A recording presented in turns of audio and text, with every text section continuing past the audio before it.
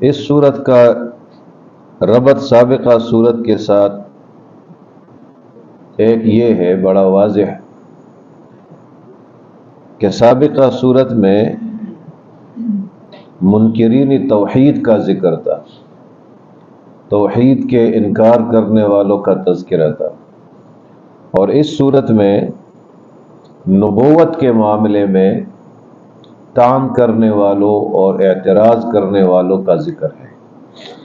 کان فی السابقۃ ذکر منکری التوحید فیذکر فی ہذہ الصورۃ حال الطاعنین فی النبوہ، نبوت میں اعتراض کرنے والوں کا ذکر ہے۔ 52 آیات پر یہ صورت مشتمل ہے، تو ابتدائی 9 آیات میں نبی صلی اللہ علیہ وسلم کو تسلی ہے اور خصوصی ہدایات دی جا رہی ہے۔ تسلیت الرسول صلی اللہ علیہ وسلم ہے اور خصوصی ہدایات ہے، اور اس کے ساتھ ساتھ صالح قیادت کے اوصاف کا بھی بیان ہے۔ جو صالح قائدین ہوتے ہیں قیادت، ان کے اوصاف کا تذکرہ ہے۔ آیت نمبر 10 تا 16 فاسق اور متکبر قیادت کے اوصاف کا بیان ہے اور ان کی سزا کا ذکر ہے۔ متکبر اور فاسق قیادت کرنے والے بڑے لوگ، ان کے اوصاف اور اس طرح ان کی سزا کا وارننگ ہے، خبر دی جا رہی ہے کہ ان کے لیے عذاب ہوگا۔ 17 تا 34 آیت نمبر 17 تا 34 ان آیات میں باغ والوں کا واقعہ ذکر ہوا ہے، ایک باغ والوں کا ذکر ہے، اور اس میں سماجی انصاف کی تعلیم بھی ہے، سوشل جسٹس، سماجی انصاف، معاشرتی انصاف۔ 35 تا 43 آیت نمبر 35 تا 43 منکرین اسلام کے ساتھ مجادلہ اور مناظرہ ہے، اور ان کو عذاب کی وارننگ ہے، عذاب کی خبر ہے۔ اور آیت نمبر 44 تا 52 ان آخری آیات میں نبی صلی اللہ علیہ وسلم کو تسلی ہے اور خصوصی ہدایات ہے۔ تو یہ خلاصہ ہے ان 52 آیات کا۔ نون والقلم وما یسطرون،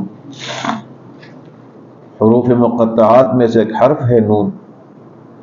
قسم ہے میری قلم پر، میں قلم پر قسم اٹھاتا ہوں، وما یسطرون اور ان باتوں پر بھی جو لوگ لکھتے ہیں، قلم پر جو ذریعہ کتابت ہے، اور وما یسطرون جو کچھ لکھا جاتا ہے، جو کچھ یہ لکھتے ہیں اس پر میں قسم اٹھاتا ہوں۔ بعض اسرائیلی روایات میں آتا ہے کہ یہ نون جو ہے یہ ایک مچھلی کا نام ہے، حروف مقطعات میں سے ایک حرف ہے۔ اصل معنی جو ہے اللہ تعالیٰ کے علم میں ہے۔ تو والقلم میں قسم اٹھاتا ہوں، قلم کی قسم، اقسم بالقلم لما فیہ من البیان کاللسان، میں قلم پر قسم اٹھاتا ہوں کہ یہ اسی طرح بیان کا ذریعہ ہے جس طرح زبان بیان کا ذریعہ ہے۔ وَهُوَ وَاقِعٌ عَلَى كُلِّ قَلَمٍ مِمَّا يَكْتُبُ بِهِ مَنْ فِي السَّمَاءِ وَمَنْ فِي الْأَرْضِ، اس قلم سے کوئی خاص قلم مراد نہیں ہے، بلکہ ہر وہ قلم مراد ہے جس سے لوگ لکھتے ہیں جو آسمانوں میں ہے اور جو زمین میں ہے۔ تو امام قرطبی رحمہ اللہ نے تفسیر قرطبی میں انسان ہے، تو قلم بھی علم کا ذریعہ ہے، اور اس قلم سے مراد کوئی خاص قلم نہیں ہے بلکہ آسمان والوں کا قلم اور نیچے زمین پہ علماء کا قلم، جو ذریعہ ہے ایک بیان کا اور علم کا۔ وما یسطرون، اور جو کچھ یہ لکھتے ہیں، کون لکھتے ہیں؟ موحدین لکھتے ہیں، فرشتے لکھتے ہیں، جو لکھتے ہیں، جو کچھ بھی لکھا جاتا ہے. ما انت بنعمت ربک بمجنون، تو یہ قسم اس لیے ہے کہ تو نہیں ہے اللہ تعالیٰ کے نعمت کی وجہ سے بمجنون، مجنون اور دیوانہ. وَإِنَّ لَكَ لَأَجْرًا غَيْرَ مَمْنُونَ، اور بے شک تیرے لیے ایک اجر ہوگا غیر مقطوع. غیر ممنون کا معنی ہے غیر مقطوع، یعنی موت کے بعد بھی اجر کا سلسلہ جاری رہے گا. مثلا حدیث میں آتا ہے من سن سنتا حسنتا فلہ اجرہا واجر من عمل بہا، جس نے بیان کیا، ایک سنت حسنہ کا ذکر کیا، بیان کیا، سکھایا، تو اس کے لیے اجر ہوگا اپنے اس بیان کا بھی، اور جو کوئی اس پر عمل کرتا ہے اس کے عمل کا اجر بھی اس کو ملتا رہے گا. تو انبیاء نے تو تبلیغ کی ہے، دعوت دی ہے، اور دعوت پر قیامت تک کچھ لوگ عمل کرتے ہیں، تو جو عمل کرتے ہیں وہ اجر جاری ہے. تو تیرے لیے اجر ہوگا غیر ممنون، یعنی غیر مقطوع، اس میں رکاوٹ نہیں آئے گی. وَإِنَّكَ لَعَلَىٰ خُلُقٍ عَظِيمٍ، اور بے شک تو قائم ہے بڑے اخلاق پر، بے شک تو بڑے اخلاق والا ہے. تفسیر کبیر میں امام فخر الدین رازی نے خلق کا معنی بیان کیا ہے، اخلاق کا، خلق کا. فرماتے ہیں الخلق ملکۃ نفسانیۃ یسہل علی المتصف بها الاتیان بالافعال الجمیلہ. الخلق ملکۃ نفسانیۃ، ایک نفسانی ملکہ ہے، کیپیبلٹی جسے انگریزی میں کہتے ہیں، ایک طاقت ہے، ملکہ ہے. یسہل علی المتصف بها، کہ اس ملکہ کے متصف کے لیے آسان بناتا ہے الاتیان بالافعال الجمیلہ، خوبصورت اعمال کا کرنا. خوبصورت اعمال کے عمل کو آسان بنانے والا ملکہ ہے، اس کو کہتے ہیں خلق. اور صحیح مسلم میں جو حدیث ہے، سعد بن ہشام رحمہ اللہ تابعی ہے، وہ کہتے ہیں کہ سأل عائشہ عن خلق رسول اللہ صلی اللہ علیہ وسلم، اس تابعی نے عائشہ رضی اللہ عنہا سے رسول اللہ صلی اللہ علیہ وسلم کے اخلاق کے بارے میں پوچھا، تو قالت کان خلقہ القرآن. ام المومنین نے فرمایا نبی صلی اللہ علیہ وسلم کے اخلاق یہ قرآن ہے، قرآن کے اندر جو کچھ ہے اس کو دیکھو، یہ اخلاق رسول صلی اللہ علیہ وسلم. قصیدہ بردہ کا جو مصنف ہے امام بوسیری رحمہ اللہ، مصری، تو وہ بھی فرماتے ہیں فاق النبیین فی خلق وفی خلق ولم یدانوہ فی علم ولا کرم فإنہ شمس فضل وہم کواکبها یظہرن انواعها للناس فی الظلم. نبی صلی اللہ علیہ وسلم کے بارے میں فرمایا کہ تمام انبیاء سے خلق اور خلق دونوں میں اونچے ہیں، خلقت میں بھی اور اخلاق میں بھی. وَلَمْ يُدَانُوهُ، اور یہ انبیاء اس کے قریب بھی نہیں پہنچے ہیں، فی علم ولا کرمی، نہ علم میں اور نہ کرم میں نبی صلی اللہ علیہ وسلم کی. تو یہ اللہ تعالیٰ کے پیغمبر فضل اور کرم کے سورج ہے، اور یہ دیگر انبیاء کواکبها، اس کے ستارے ہیں. یہ سورج ہے اور اس کے ستارے ہیں، تو سورج کا مقام تو بلند ہے، واضح ہے. تو اخلاق نبی صلی اللہ علیہ وسلم کے قرآن کریم. فَسَتُبْصِرُ وَيُبْصِرُونَ، پس بہت جلد تو دیکھ لے گا اپنے انجام کو، وَيُبْصِرُونَ، اور یہ بھی دیکھیں گے. تو دیکھنے سے مراد انجام کا دیکھنا. بِأَيِّكُمُ الْمَفْتُونَ، اور یہ بھی دیکھیں گے کہ تم میں سے کس کو جنون تھا. بِأَيِّكُمُ الْمَفْتُونَ، تم میں سے کون جنون والا تھا. ان ربک هو اعلم بمن ضل عن سبیلہ، بے شک تیرا رب اچھی طرح جانتا ہے، عالم ہے اس شخص پر جو اللہ کے راستے سے ہٹ جاتا ہے، گمراہ ہو جاتا ہے۔ وَهُوَ أَعْلَمُ بِالْمُهْتَدِينَ، اور اللہ تعالیٰ خوب عالم ہے ہدایت پانے والوں پر، ہدایت پانے والوں کو بھی اچھی طرح جانتا ہے اور گمراہ لوگوں کو بھی جانتا ہے۔ فَلَا تُطِعِ الْمُكَذِّبِينَ، پس تو اطاعت نہ کرو جھٹلانے والوں کی، جھٹلانے والوں کے راستے پر نہ چلو۔ وَدُّوا لَوْ تُدْهِنُ فَيُدْهِنُونَ، یہ چاہتے ہیں کہ اگر تو مداہنت کرے، سستی کرے، فَيُدْهِنُونَ، تو یہ بھی سستی کریں گے۔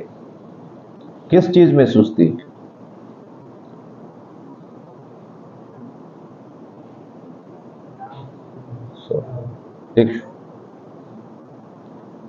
تاکہ تم سستی کرو بیان توحید میں، یعنی دعوت میں۔ فَيُدْهِنُونَ، تو یہ لوگ بھی سست ہو جائیں گے مقابلے میں۔ یہ چاہتے ہیں کہ تم مداہنت کرو، کوتاہی کرو، کس چیز میں؟ دعوت میں، تبلیغ میں، بیان توحید میں۔ فَيُدْهِنُونَ، تو یہ لوگ بھی اپنے مقابلے میں کمی کر لیں گے۔ وَلَا تُطِعْ كُلَّ حَلَّافٍ مَّهِينٍ، اور تو اطاعت نہ کرو کل حلاف، ہر اس شخص کی جو بہت قسمیں اٹھاتا ہے، مہین جو ذلیل ہے، مہین جو ذلیل بھی ہے، رسوا ہے۔ تفسیر مدارک التنزیل میں علامہ نصفی رحمہ اللہ نے لکھا ہے کہ یہاں مراد ہے ولید بن مغیرہ، علی قول الجمہور، جمہور کے نزدیک اس حلاف سے مراد ہے ولید بن مغیرہ۔ ویسے تو ہر قسمیں اٹھانے والا، لیکن یہ بہت زیادہ قسمیں اٹھاتا تھا۔ لیکن اس وقت اپنے زمانے کا ولید بھی ہم دیکھ سکتے ہیں، یہ تو اس وقت کا ولید ہے۔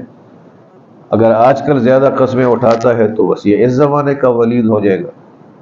تو اس کی اطاعت نہ کرو، وہ تو ذلیل ہے، رسوا ہے۔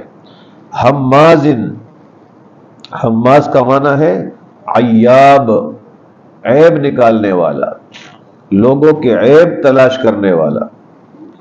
مشاء بنمیم، چغلی کرنے کے لیے چل پھرنے والا۔ مشاء، چلنے والا، گھومنے والا، کس لیے؟ نمیمہ کے لیے، چغلی کے لیے لوگوں کے درمیان۔ مناع للخیر، یہ روکنے والا ہے نیکی کا۔ معتدن، یہ حد سے گزرنے والا ہے، اثیم، گناہگار ہے۔ تو نمیمہ جو ہے اور چغلی، اس کی ممانعت تو حدیث میں بھی آئی ہے۔ جامع صحیح بخاری میں نبی صلی اللہ علیہ وسلم کی حدیث ہے، قال رسول اللہ صلی اللہ علیہ وسلم لا يدخل الجنت قطات، قطات اے نمام، قطات بمعنی نمام، چغلی کرنے والا، یہ جنت میں داخل نہیں ہوگا۔ مناع للخیر معتد اثیم، گناہگار ہے۔ عتل بعد ذلک زنیم، عتل کا معنی ہے بد مزاج، بدخویا۔ عتل بد مزاج ہے، بدخو ہے۔ بعد ذالک، ان تمام باتوں کے بعد، زنیم بد اصل ہے، زنیم۔ ابن جریر طبری رحمہ اللہ زنیم کا معنی کرتے ہیں الملصق بالقوم وليس منهم، الملصق بالقوم وليس منهم، ایک قوم کے ساتھ اپنے آپ کو شمار کرنے والا لیکن حقیقتاً وہ اس قوم میں سے نہ ہو، تو اس کا معنی ہم کرتے ہیں بد نسل، بد اصل۔ ان کان ذا مال و بنین، یہ اس گمنڈ میں ہے، تکبر میں ہے کہ یہ مال اور اولاد والا ہے۔ ان کان ذا مال و بنین، یہ سارا رویہ اس کا اس لیے ہے کہ وہ کہتے میرے پاس مال ہے اور اولاد ہے۔ اذا تتلی علیہ آیاتنا، جب پڑھی جاتی ہے اس کے اوپر ہماری آیات، قال، تو کہتا ہے اساطیر الاولین، یہ تو جھوٹے قصے ہیں پچھلے لوگوں کے۔ اساطیر جمع ہے، اس کی واحد ہے اسطورتن، اور اسطورتن کا معنی ہے اکذوبتن، اسطورتن بمعنی اکذوبتن، یہ جھوٹی کہانیاں ہیں، قصے ہیں سابقہ لوگوں کے۔ سنسمہ علی الخرطوم، بہت جلد ہم سونڈ پر داغ لگائیں گے، اس کے سونڈ سے پکڑ لیں گے، یعنی اس کی پیشانی پر اور اس کے سامنے کے حصے پر داغ لگائیں گے، پکڑیں گے۔ اِنَّا بَلَوْنَاهُمْ كَمَا بَلَوْنَا أَصْحَابَ الْجَنَّةِ، ہم نے ان کو آزمایا ہے جس طرح ہم نے جنت والوں کو آزمایا ہے۔ اِذْ أَقْسَمُوا لَيَصْرِمُنَّهَا مُصْبِحِينَ، باغ والے، جنت تو باغ کو کہتے ہیں، ہم نے ان کو آزمایا ہے جس طرح ہم نے باغ والوں کو آزمایا تھا۔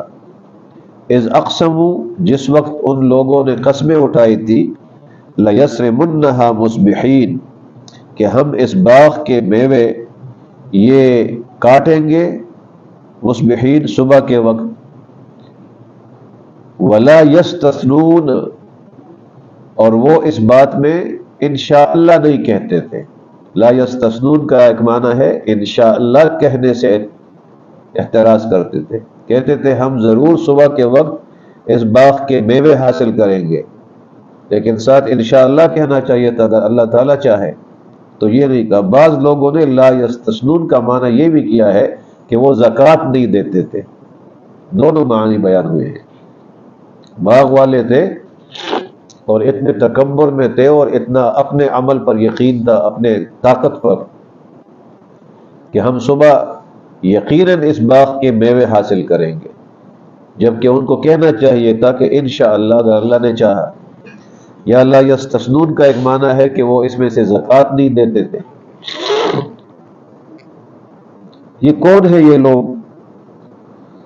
تو تفسیر ابن کثیر میں اور دیگر مفسرین نے لکھا ہے، سعید بن جبیر رحمہ اللہ تابعی کے حوالے سے، کہ کانوا من قریۃ یقال لها ذروان علی 6 امیال من صنعاء وقالوا کانوا من اہل الحبشہ۔ یہ کون لوگ تھے؟ باغ والے۔ تو سعید بن جبیر کہتے ہیں کہ یہ کہا گیا ہے کہ یہ ذروان نامی قریہ سے تعلق تھا، ذروان نامی قصبہ اس کے رہنے والے تھے، اور یہ قریہ اور یہ گاؤں کہاں ہے؟ علی 6 امیال من صنعاء، صنعاء یمن میں ہے، یہ صنعاء سے 6 میل کے فاصلے پر ایک جگہ ہے۔ وقیل، اور بعض لوگوں نے کہا ہے کانوا من اہل الحبشہ، یہ حبشہ کے لوگ تھے۔ فطاف علیہا طائف من ربک، تو آیا ان کے اوپر پھرنے والا عذاب تمہارے رب کی جانب سے۔ طائف کا معنی ہے پھرنے والا، طواف کرنے والا، سو ان پر پھرنے والا اور ان پر ایک چلنے والا عذاب نازل ہوا۔ وَهُمْ نَائِمُونَ، اور وہ سو رہے تھے، نیند میں تھے۔ فَأَصْبَحَتْ كَالصَّرِيمِ، تو ہو گیا اور بن گیا ان کا یہ باغ کالصریم، کٹے ہوئے کھیت کی طرح، لوشوے پٹے، تو بن گیا ان کا یہ باغ ایک کٹے ہوئے کھیت کی طرح۔ فتنادوا مصبحین، تو یہ پکارنے لگے ایک دوسرے کو صبح کے وقت، یہ پکارنے لگے ایک دوسرے کو، آواز دینے لگے صبح کے وقت، ان اغدوا علی حرثکم، یہ سویرے سویرے چلو اپنے فصل کی طرف، اپنے باغ کی طرف، ان کنتم صارمین، اگر تم میوے کاٹنے والے ہو۔ ذکر ہے ذرا تفصیل سے کہ وہ صبح ایک دوسرے کو آواز دیتے تھے صبح سویرے، جو باغ والے تھے، کہ صبح سویرے جلدی جلدی چلو اگر تم واقعی میوہ حاصل کرنا چاہتے ہو، کاٹنے والے ہو۔ فانطلقوا، تو وہ روانہ ہو گئے، چل پڑے۔ وہم یتخافتون، اور وہ ایک دوسرے کے ساتھ آہستہ آہستہ باتیں کر رہے تھے، پٹے خبریں کول، پرورو خبریں کول۔ وہم یتخافتون، اور وہ جب جا رہے تھے تو ایک دوسرے کے ساتھ آہستہ سے بات کر رہے تھے. یہ آہستہ بات کیوں کر رہے تھے؟